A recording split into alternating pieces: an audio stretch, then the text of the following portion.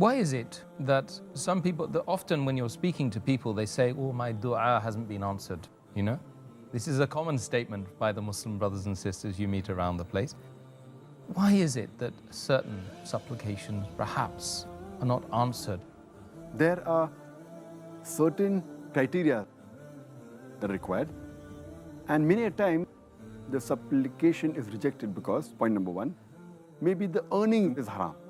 What is eating is haram. Maybe the earnings where he is driving all his lifestyle, maybe his business is haram, maybe involved in riba, usury, interest.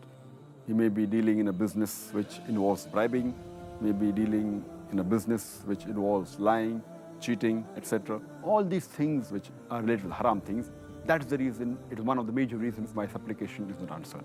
Number two, maybe he is oppressing someone else, causing oppression to another human being. Number three, he may not be enjoining what is good and may not be forbidding what is wrong, which is a fard in Islam. And there are some other criteria required for a supplication to be accepted, and that's the reason why most of them are rejected.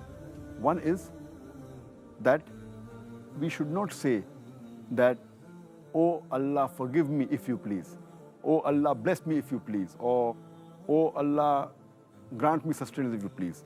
Because the beloved Prophet Muhammad, he said, it's mentioned in Sahih Bukhari, volume number 9, in the book of Tawheed, hadith number 7477, where the Prophet said that do not supplicate, do not pray by saying that, oh Allah, forgive me if you wish, oh Allah, grant me mercy if you wish, oh Allah, give me from your bounties if you wish.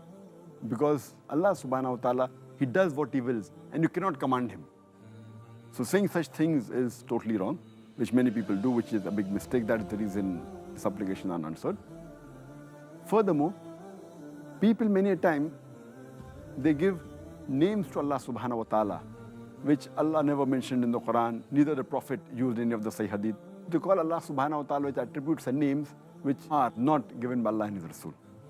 That is totally wrong while supplicating.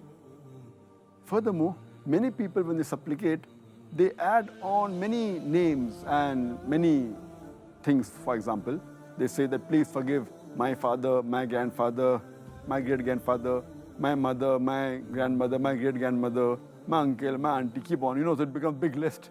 Instead of that, it's preferable to be brief and say that please forgive my family, or please forgive my relatives, or my brothers and sisters in Islam. That's sufficient.